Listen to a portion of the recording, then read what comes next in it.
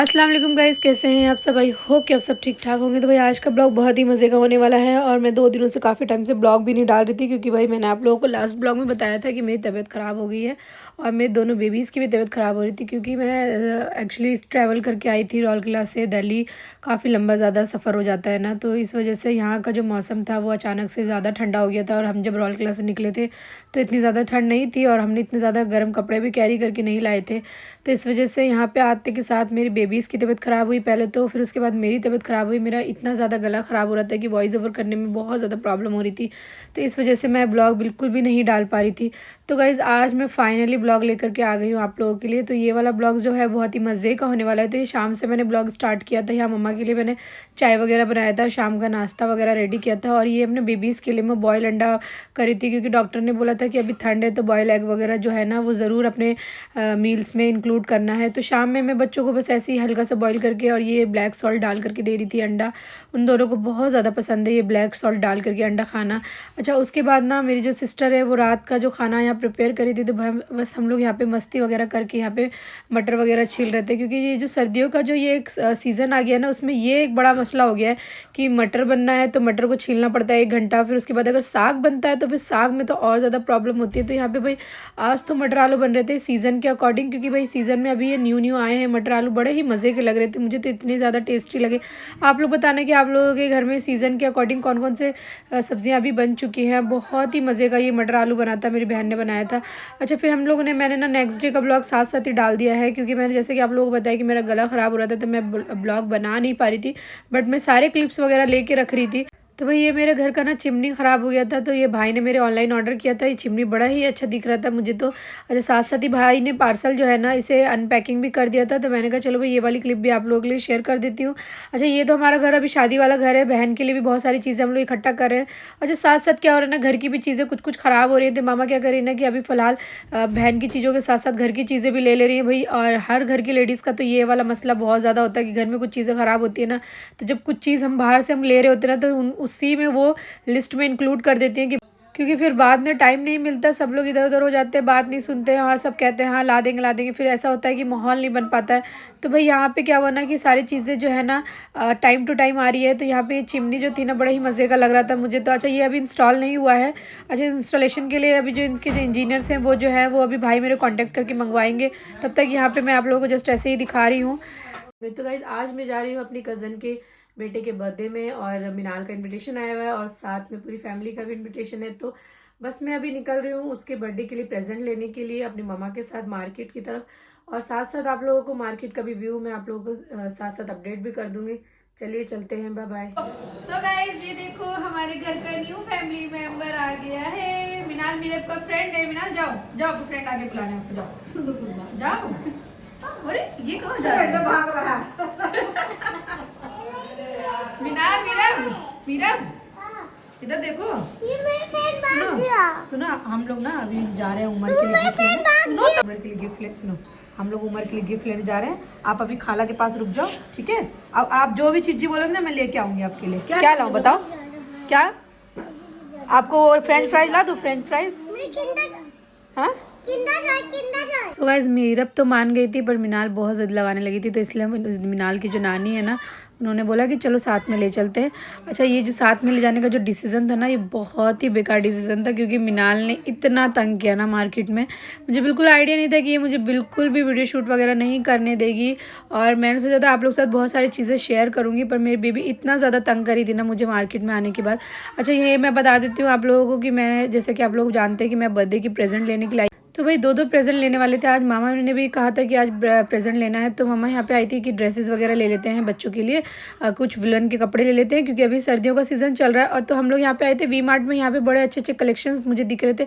अच्छा, एक चीज़ और बता देती हूँ कि मैं जब आई थी ना यहाँ पे कलेक्शन देखने के लिए बॉय के लिए, और मैं जो क्या हुआ ना कि मुझे बेबी के इतने ज़्यादा कलेक्शन दिखने लगे ना कि मैं बॉय का कलेक्शन छोड़ करके ना गर्ल सेक्शन में चली गई। और मुझे गर्ल सेक्शन में इतने ही अमेजिंग कलेक्शन दिख रहे थे कि मैंने सोचा पहले तो मैं आप लोगों को गर्ल्स के लिए यहाँ पे अच्छे अच्छे से कलेक्शन दिखा देती हूँ। उसके बाद में बॉय का जो भी है प्रेजेंट वो मैं ले लूँगी। तो यहाँ पे गर्ल्स के इतने प्यारे प्यारे वेयर्स आए हुए थे, क्योंकि मेरे पास तो माशाल्लाह से 2 बेटियाँ हैं, तो मैं कहीं भी जाती हूँ ना तो मेरा ध्यान ना उनकी तरफ ही चला जाता है, मैं उनकी चीज़ें ही देखने लग जाती हूँ।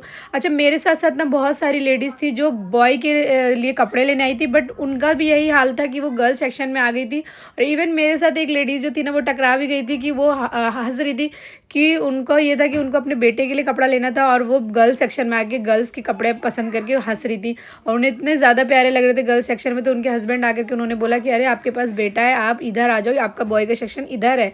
तो ये वाला जो फन था ना मुझे बहुत ही अमेजिंग लगा, क्योंकि मेरे साथ भी अभी ऐसा ही हुआ, क्योंकि मैं भी अभी फ़िलहाल तो लड़के के लिए कपड़े लेने आई थी और मैं गर्ल्स सेक्शन में आके अपनी बेटी के लिए कलेक्शन देखने लग गई थी। तो फिर मुझे उनकी बातों से याद आया, अरे यार कि मुझे तो बॉय के लिए कपड़े लेना था, क्योंकि मेरी मम्मा को प्रेजेंट देना था बॉय के लिए कुछ कपड़े। तो मैं यहाँ पे मम्मा के साथ साथ ना मिनाल मीरब के लिए भी कुछ कपड़े देखने लगी। मैंने कहा चलो भाई अब आ ही गए हैं तो क्यों ना बेबी के लिए भी कलेक्शंस देख ही लेते हैं, क्योंकि ठंड का सीज़न भी आ गया है। और मिनाल मीरब के जो स्वेटर के कलेक्शन है वो अभी इस दफ़ा के न्यू कलेक्शन अभी नहीं है, उसके भी लास्ट ईयर के ही कपड़े मैं उसे पहना रही हूँ।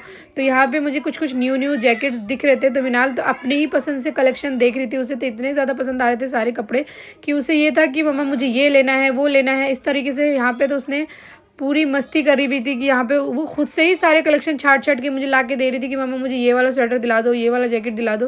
तो यहाँ पे मैंने कुछ-कुछ कलेक्शंस थे जो मिनाल के लिए पसंद करके रखे हैं, नेक्स्ट टाइम आके मैं ज़रूर उसे दिखाऊँगी। अच्छा, ये मैं आप लोगों के लिए दिखा रही थी कि यहाँ पे बहुत ही अच्छे प्राइस पे अच्छे बजट फ्रेंडली कलेक्शन यहाँ पे आए हुए हैं तो विंटर के लिए। और मुझे बिल्कुल भी आइडिया नहीं था कि यहाँ पे इतने अच्छे कलेक्शन आए हुए हैं। गर्ल्स के अकॉर्डिंग यहाँ पे हर कलर का कॉम्बिनेशन था।